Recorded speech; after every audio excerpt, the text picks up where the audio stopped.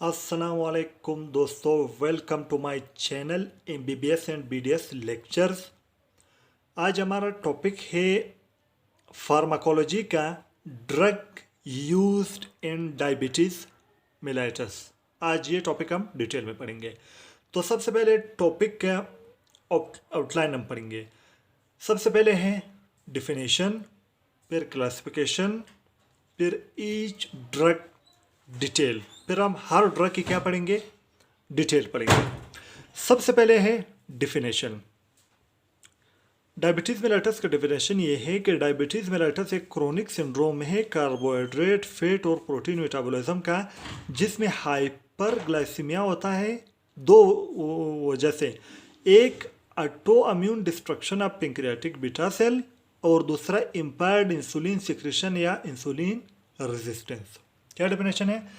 Diabetes mellitus is a chronic syndrome of carbohydrate, fat and protein metabolism with hyperglycaemia due to autoimmune destruction of pancreatic beta cell or impaired insulin secretion or insulin resistance।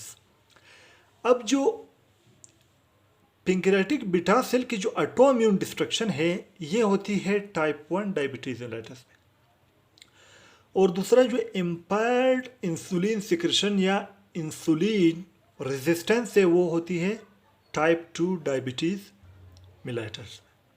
तो ये हमारे साथ हुआ definition. Next है classification. जो drug diabetes mellitus में use होते हैं उसकी क्लासिफिकेशन, उसको हम दो में क्लासिफाई करते हैं। एक इंसुलिन और दूसरा ओरल हाइपोग्लाइसेमिक एजेंट या ओरल हाइपोग्लाइसेमिक ड्रग्स। अब इंसुलिन जो है, ये तो हम ओरली नहीं लेते हैं, इसको या तो हम सबक्यूटेनियस लेते हैं या इसको हम इंट्रावेनस लेते हैं, आईवी लेते हैं। अब इसको ओरल हाइपोग्लाइसेमिक ड्रग या एजेंट क्यों कहते हैं? क्योंकि ये हम ओरली लेते हैं और ये हाइपरग्लाइसीमिया को कम करते हैं, इसलिए इसको कहते हैं ओरल हाइपोग्लाइसेमिक एजेंट। अब तो क्लासिफिकेशन हमने दो में की, दो ग्रुप्स में, इंसुलिन और ओरल हाइपोग्लाइसेमिक एजेंट। अब इनके अंदर ड्रग्स देखेंगे। अब इनके अंदर जो है मजीद फिर ग्रुप से, फिर उसके अंदर ड्रग्स है। मजीद ग्रुप क्या है? इंसुलिन को फिर हम चार में क्लासिफाई करते हैं: rapid acting insulin, short acting insulin, intermediate acting insulin और लॉन्ग एक्टिंग इंसुलिन। अब जो रैपिड एक्टिंग इंसुलिन है, उसमें कौन सा इंसुलिन आता है? Insulin lispro. जो शॉर्ट एक्टिंग है, उसमें कौन सा आता है? Regular insulin. तीसरा जो इंटरमीडिएट एक्टिंग इंसुलिन है, इसमें आता है इंसुलिन लेंटी। और चौथा जो लॉन्ग एक्टिंग इंसुलिन है, उसमें आता है इंसुलिन ग्लार्जिन। ये हमारे साथ इंसुलिन के ग्रुप्स जो चार में हमने क्लासिफाई किया, उसके अंदर ड्रग्स। अब जाते हैं ओरल हाइपोग्लाइसेमिक एजेंट। जो ओरल हाइपोग्लाइसेमिक एजेंट है, उसको फिर हम मजीद 5 ग्रुप्स में डिवाइड करते हैं, फिर उसके अंदर हम ड्रग्स रखते हैं। 5 ग्रुप में सबसे पहला जो ग्रुप है वो हमारे साथ है सल्फोनाइल यूरिया, दूसरा है बिग्वानाइड्स, तीसरा है थियाजोलिडिनिडियोन्स, और चौथा है अल्फा ग्लूकोसाइडेज इनहिबिटर्स, और पांचवा है इंक्रीटिन एगोनिस्ट। ये हुए 5 ग्रुप्स। ओरल हाइपोग्लाइसेमिक एजेंट को हमने 5 ग्रुप्स में डिवाइड किया। अब इसके अंदर ड्रग्स भी हमारे साथ सल्फोनाइल यूरिया के अंदर जो ड्रग्स आ रहे हैं, उसको फिर हम मजीद 2 में डिवाइड करते हैं। एक है फर्स्ट जनरेशन, दूसरा ही second generation, FG SG। FG मतलब फर्स्ट जनरेशन, SG मतलब सेकेंड जनरेशन। अब जो फर्स्ट जनरेशन है, उसके अंदर कौन सा आ रहा है? 3 ड्रग्स आ रहे हैं। एसिटोहेक्सामाइड, क्लोरप्रोपामाइड और तीसरा टोलाजामाइड। ये है फर्स्ट जनरेशन में। सेकेंड जनरेशन में दो आ रहे हैं, ग्लिपिजाइड, ग्लिमिपिराइड। ये दो ड्रग सेकेंड जनरेशन में आ रहे हैं। नेक्स्ट जो दूसरा ग्रुप है बिग्वानाइड्स, इसमें एक ही ड्रग आ रहा है, मेटफॉर्मिन। तीसरा है थियाजोलिडिनिडियोन्स, इसके अंदर दो ड्रग्स आ रहे हैं, एक है पियोग्लिटाजोन, दूसरा है रोसीग्लिटाजोन। चौथा जो अल्फा ग्लूकोसाइडेज इनहिबिटर है, उसके अंदर एक ड्रग आ रहा है, ए कार्बोज। पांचवा जो ग्रुप है इंक्रेटिन एगोनिस्ट, या उसे कहते हैं इंक्रेटिन मॉड्यूलेटर, उसमें दो आ रहे हैं, एक है मिग्लिटोल, दूसरा है सिटाग्लिप्टिन। तो ये हमने क्लासिफिकेशन भी पढ़ ली। अब हमारे साथ पहला डेफिनेशन पढ़ा, फिर क्लासिफिकेशन, अब क्या है ईच ड्रग डिटेल। अब हर ड्रग की हम क्या पढ़ेंगे, डिटेल पढ़ेंगे। अब सबसे पहले हम आते हैं इंसुलिन की। हम क्या पढ़ेंगे, इंसुलिन की साइट ऑफ एडमिनिस्ट्रेशन पढ़ेंगे, यूजेस पढ़ेंगे, एडवर्स इफेक्ट पढ़ेंगे। ये तीन चीजें हम इंसुलिन की पढ़ेंगे। सबसे पहले इंसुलिन की है साइट ऑफ एडमिनिस्ट्रेशन, कि कौन से रास्ते से हम इंसुलिन लेते हैं। सबसे पहला है सबक्यूटेनियस और दूसरा है इंट्रावेस्कुलर। तो ये इंसुलिन का हुआ साइट ऑफ एडमिनिस्ट्रेशन। दूसरा है यूजेस। यूजेस क्या है, इंसुलिन टाइप 1 डायबिटीज मेलाइटस में यूज होता है, टाइप 2 में यूज नहीं होता। क्यों? क्योंकि टाइप 1 में जैसे हमने डेफिनेशन में पढ़ा कि इसमें autoimmune destruction of pancreatic beta cell होता है। इसमें जो पेंक्रियाटिक बीटा सेल है वो क्या हो जाते हैं, ऑटो इम्यून डिस्ट्रॉय हो जाते हैं इजलेट ऑफ लैंगरहैंस में पेंक्रियास के। इसलिए टाइप 1 डायबिटीज मेलाइटस को इंसुलिन डिपेंडेंट डायबिटीज मेलाइटस भी कहते हैं। तो इंसुलिन कहाँ पर यूज होगा, टाइप 1 डायबिटीज मेलाइटस में यूज होगा। दूसरा यूज क्या है, डायबिटिक कीटोएसिडोसिस। ये क्या है, ये एक डायबिटिक इमरजेंसी है जो टाइप 1 डायबिटीज मेलाइटस में होता है। कीटोएसिडोसिस का ये मतलब है कि इसमें कीटोन बॉडीज बनते हैं लिपिड से, फिर वो कीटोन बॉडी हमारी जो ब्लड है उसकी क्या कर देती है, एसिडोसिस कर देती है। तो ये एक डायबिटिक इमरजेंसी है। इसके बारे में जो है मेरे ऑलरेडी में इसके बारे में जनरल मेडिसिन का जो टॉपिक है डायबिटीज़ मेलाइटस के रिलेटेड, उस पे मैं जो डायबिटिक इमरजेंसी है वो वीडियो आप मेरे देखें। अगर आपने डिटेल में डायबिटिक इमरजेंसी समझना है तो उस पे मैंने पूरा एक्सप्लेन किया है। तीसरा है, तो ये डायबिटिक कीटोएसिडोसिस भी टाइप 1 डायबिटीज मेलाइटस में होता है, तो इसमें भी यूज करते हैं। तीसरा है हाइपरकिलिमिया। हाइपरकिलिमिया में क्या होता है कि इसमें हाइपरकिलिमिया में यह होता है कि हमारी जो ब्लड है उसकी पोटाशियम लेवल बढ़ जाती है। ये ब्लड है जो डायग्राम से मैंने शो की, इसकी जो पोटाशियम लेवल है वो क्या हो जाती है, बढ़ जाती है। अब इंसुलिन क्या करता है, इंसुलिन हमारे बॉडी के जो सेल हैं पेरिफेरल टिश्यू के, उस पे जो सोडियम पोटाशियम एटीपेस पंप है वहाँ इंसुलिन एक्ट करता है और ब्लड से पोटाशियम ले जाके सेल में सोडियम पोटाशियम एटीपेस पंप के जरिए सोडियम को सेल में ट्रांसफर करेगा।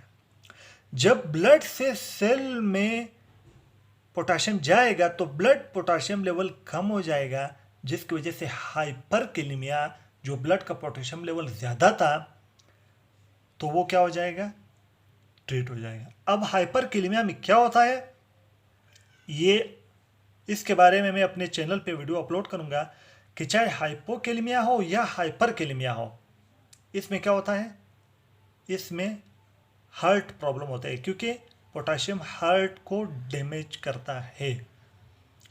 तो वो आप मेरे चैनल पे उस पर मैं वीडियो अपलोड करूँगा, आप वहाँ से देखें अगर आप लोगों ने हाइपरकेलेमिया या हाइपोकेलेमिया के बारे में डिटेल में समझना है। तो ये इसके हुए uses, type 1 diabetes mellitus, diabetic ketoacidosis और हाइपरकेलेमिया। तीसरे नंबर पर इंसुलिन की है एडवर्स इफेक्ट। एडवर्स इफेक्ट इसके 3 हैं। सबसे पहले क्या करता है इंसुलिन, हाइपोग्लाइसीमिया करता है, ब्लड ग्लूकोज लेवल को कम करता है। दूसरा क्या है, स्वेलिंग ऑन लोकल साइट, जिस साइट पर आप इंसुलिन इंजेक्ट करते हो, चाहे सब क्यूटेनियस हो या इंट्रावेस्कुलर हो, उस लोकल साइट पर ये क्या करता है, स्वेलिंग करता है। तीसरा क्या है, एलर्जी, ये एलर्जी करता है। तो एडवर्स इफेक्ट 3 हुए, hypoglycaemia, swelling on local site और तीसरा क्या है, एलर्जी। तो ये हमारे साथ इंसुलिन की site of administration, uses, adverse effect complete हुए। नेक्स्ट जो हमारे साथ ओरल हाइपोग्लाइसेमिक ड्रग्स हैं, जो 5 ग्रुप हैं, उसके हर ग्रुप के हम mechanism of action, uses, adverse effect, contraindication हर एक की पढ़ेंगे।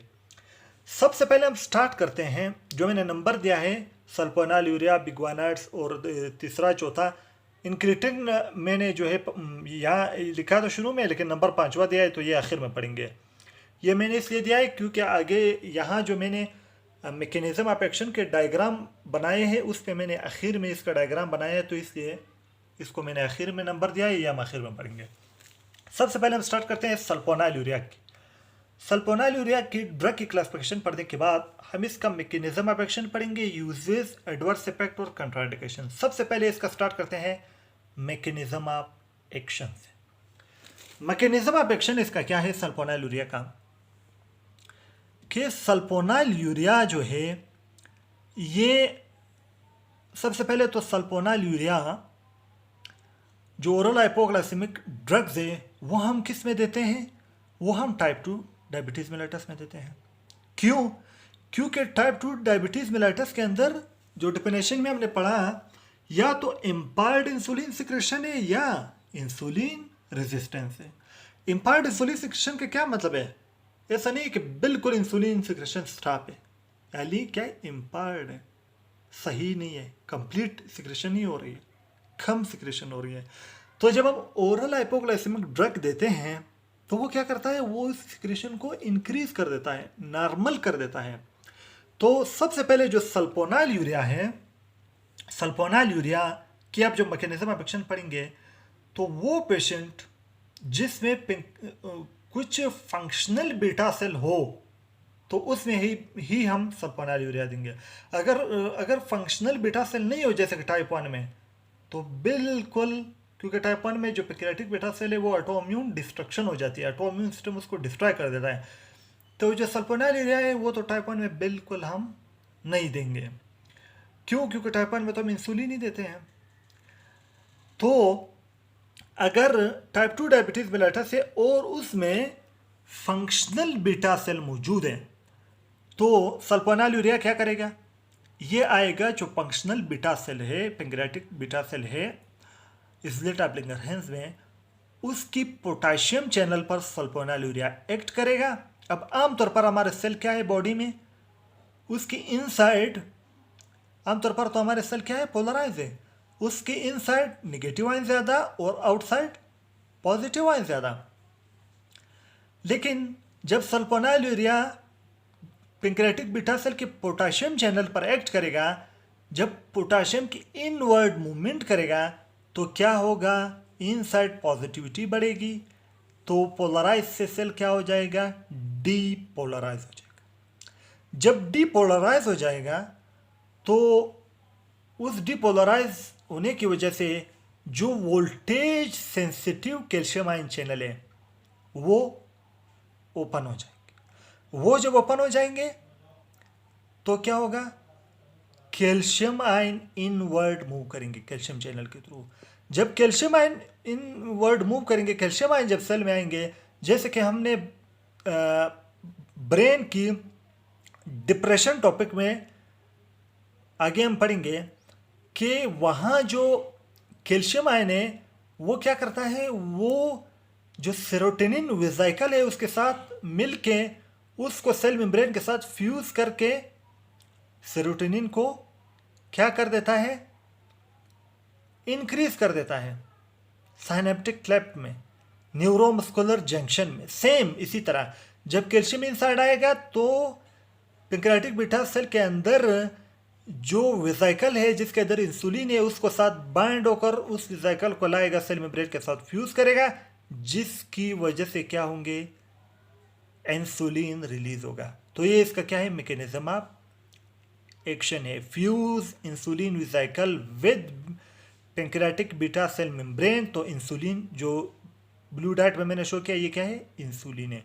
तो ये सल्फोनाइलयूरिया का हुआ मैकेनिज्म ऑफ एक्शन। अब यहां में लिखा है टाइप 1 में बिल्कुल नहीं देंगे क्रॉस निशान। क्यों नहीं देंगे, इसलिए क्योंकि टाइप 1 में तो फंक्शनल बीटा सेल है ही नहीं।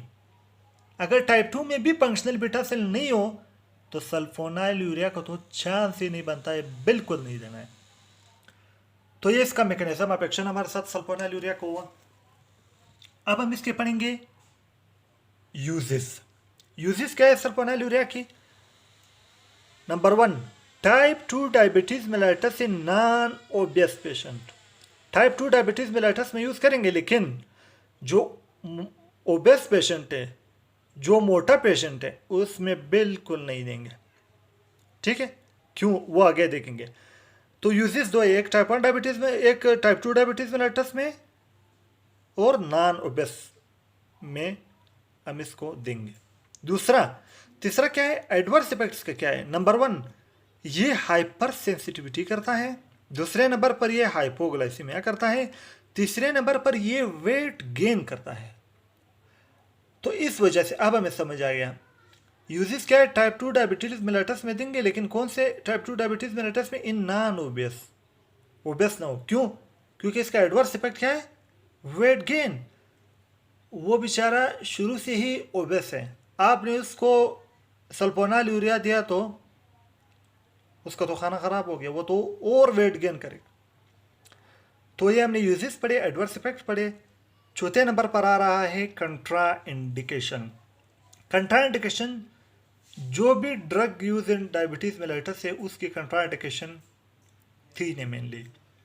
एक है लिवर फेलवर, दूसरा है किडनी फेलवर, और तीसरा है हार्ट फेलवर।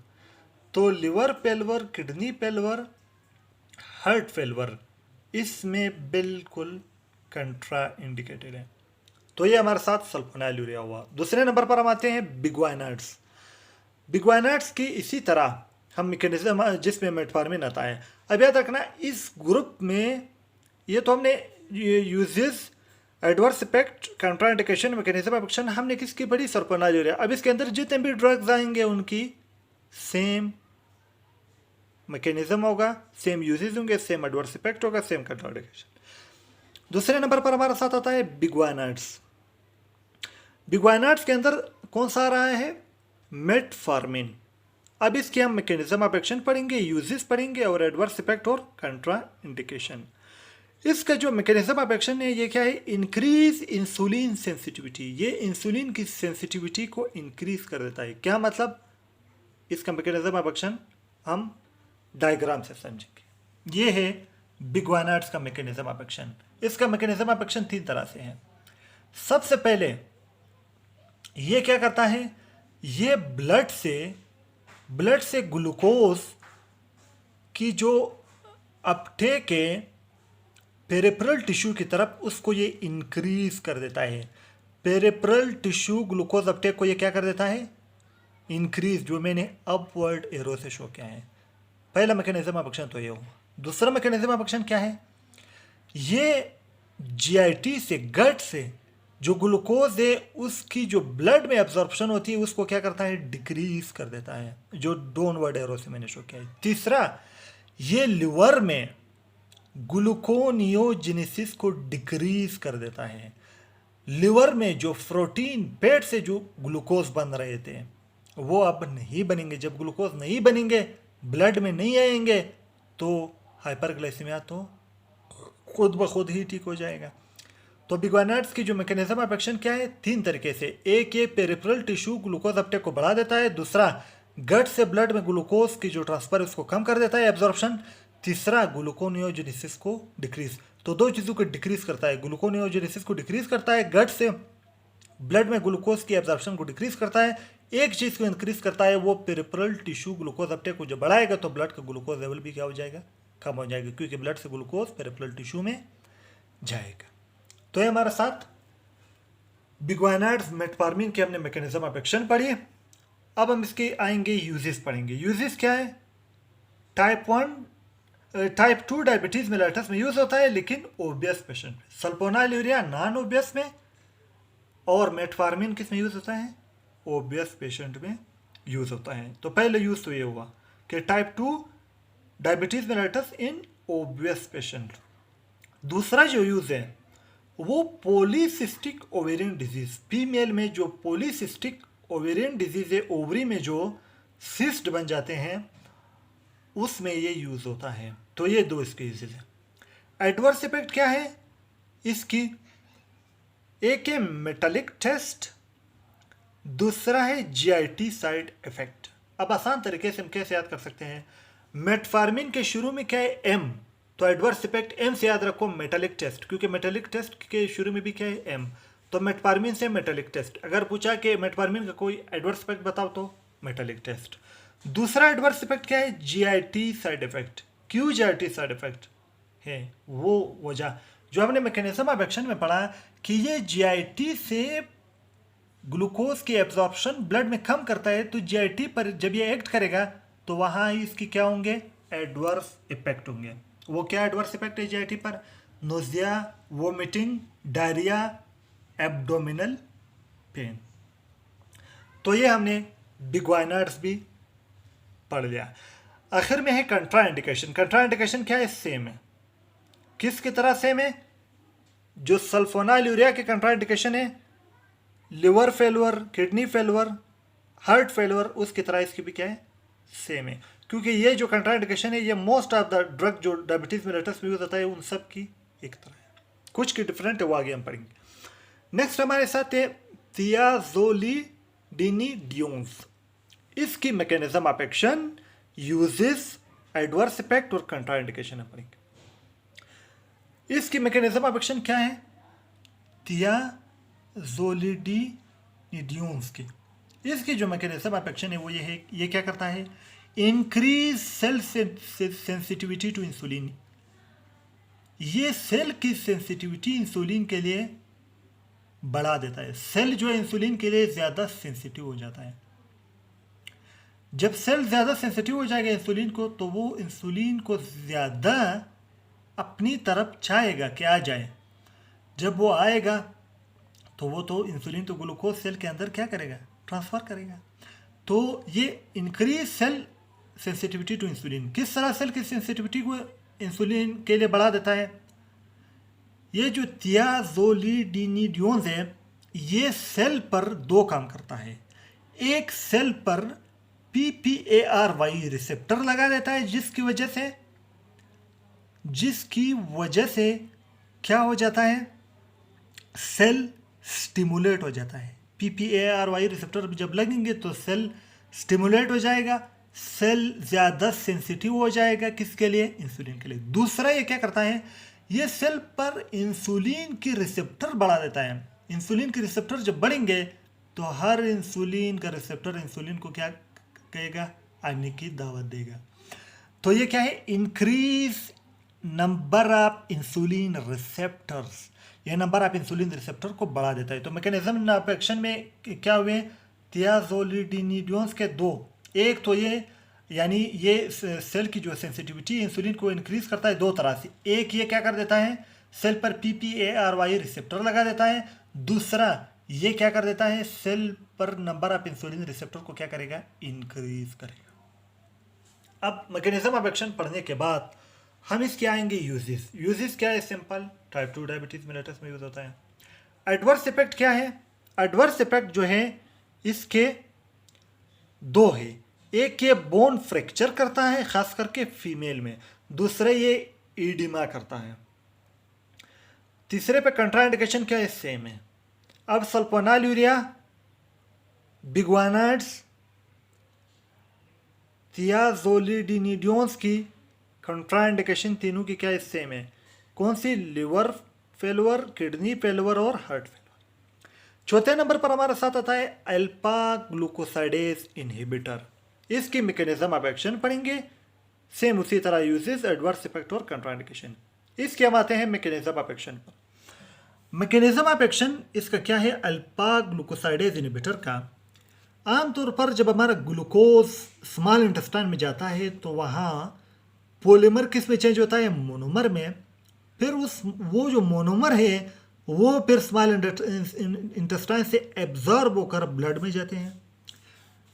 अब वो जो पॉलीमर है उसको मोनोमर में जो एंजाइम तोड़ता है उसे कहते हैं अल्फा ग्लूकोसाइडेज, अल्फा ग्लूकोसाइडेज। अब अल्फा ग्लूकोसाइडेज इनहिबिटर क्या करता है, ये अल्फा ग्लूकोसाइडेज एंजाइम को इनहिबिट करेगा। जब इनहिबिट करेगा, जब हम ग्लूकोज खाएंगे, जब हम कार्बोहाइड्रेट खाएंगे, तो ये जो कार्बोहाइड्रेट है, ये जो पॉलीमर है, ये मोनोमर में चेंज नहीं होगा, क्योंकि अल्फा ग्लूकोसाइडेज इनहिबिटर ने अल्फा ग्लूकोसाइडेज को रोक लिया। अब जब लार्ज शुगर कार्बोहाइड्रेट स्मॉल में नहीं टूटेगा तो एब्जॉर्ब भी नहीं होगा। जब एब्जॉर्ब भी नहीं होगा, ब्लड में आएगा ही नहीं, ब्लड में आएगा नहीं तो ब्लड का ग्लूकोज लेवल क्या होगा, खुद ब खुद कम हो जाएगा। तो ये अल्फा ग्लूकोसाइडेज इनहिबिटर का मैकेनिज्म ऑफ एक्शन हुआ। अब आते हैं इसकी यूजेस। यूजेस क्या है, टाइप 2 डायबिटीज मेलिटस में यूज होता है। एडवर्स इफेक्ट क्या है, क्योंकि इसकी जो एडवर्स इफेक्ट और कंट्राइंडिकेशन है बहुत आसानी तरीके से हम याद कर सकते हैं। क्यों, अल्फा ग्लूकोसाइडेज इनहिबिटर की, इस अल्फा ग्लूकोसाइडेज जो एंजाइम है उसका काम भी जीआईटी में, अल्फा ग्लूकोसाइडेज इनहिबिटर जो उसको रोक रहा है वो भी उसको जीआईटी में रोक रहा है। तो याद रखना, इसके एडवर्स इफेक्ट भी जीआईटी में होंगे, इसकी कंट्राइंडिकेशन भी जीआईटी में होंगे, क्योंकि वहाँ ये काम कर रहे हैं। अब एडवर्स इफेक्ट जीआईटी में कैसे हैं, क्योंकि मैकेनिज्म ऑफ एक्शन इसका जीआईटी में है। तो एडवर्स इफेक्ट क्या है कि जीआईटी में ये एडवर्स इफेक्ट काज करता है। जीआईटी में कौन सा एडवर्स इफेक्ट काज करता है, nausea, vomiting, diarrhoea, abdominal pain. तीसरे नंबर पर है कंट्राइंडिकेशन। कंट्राइंडिकेशन भी क्योंकि इसका काम जीआईटी में है, तो जीआईटी की डिजीज में कंट्राइंडिकेटेड है। कौन सी डिजीज में, जीआईटी की इन्फ्लेमेटरी बाउल डिजीज आईबीडी, और तीसरा गैस्ट्रोपेराइसिस। गैस्ट्रोपेराइसिस में क्या है, कंट्राइंडिकेटेड है। अब याद रखना, जो जीआईटी एडवर्स इफेक्ट है, जो जीआईटी एडवर्स इफेक्ट है वो हमारे साथ दो ड्रग्स की है। एक बिग्वानाइड्स की, जिसकी यहां जीआईटी में इसका मैकेनिज्म ऑफ एक्शन है, उसकी जीआईटी एडवर्स इफेक्ट है। दूसरा अल्फा ग्लूकोसाइडेज की जीआईटी एडवर्स इफेक्ट। क्यों, क्योंकि ये भी जीआईटी पे ही इसका मैकेनिज्म ऑफ एक्शन है। तो ये हम यहां से याद कर सकते हैं। नेक्स्ट जो लास्ट ग्रुप है वो हमारे साथ है इंक्रिटिन एगोनिस्ट, या उसे कहते हैं एनग्रिटिन मॉड्यूलेटर। इंक्रिटिन एगोनिस्ट का क्या मतलब है कि ये इंक्रिटिन को उसकी मदद करता है। एगोनिस्ट एंटागोनिस्ट नहीं है जो उसको रोक रहा है। तो इंक्रिटिन एगोनिस्ट, इसका मैकेनिज्म ऑफ एक्शन क्या है, या इसको इंक्रिटिन मॉड्यूलेटर भी कहते हैं, क्योंकि उसको मॉड्यूलेट करता है, उसको बरकरार रखता है। किस तरह, मैकेनिज्म ऑफ एक्शन इसका हम देखते हैं। मैकेनिज्म ऑफ एक्शन जो इंक्रिटिन मॉड्यूलेटर के है या इंक्रिटिन एगोनिस्ट के, ये क्या करता है, आमतौर पर जो इंक्रिटिन है वो हमारे बीटा सेल पर एक्ट करके उससे इंसुलिन की सिक्रेशन को बढ़ा देता है, यानी इंसुलिन की सिक्रेशन रिलीज करता है। अब इंक्रिटिन का तो ये काम है कि बीटा सेल पर एक्ट करके इंसुलिन रिलीज करना। अब इंक्रिटिन को एक चीज है जो इंक्रिटिन को तोड़ता है, इंक्रिटिन को जो तोड़ने वाला है उसे कहते हैं DPP4।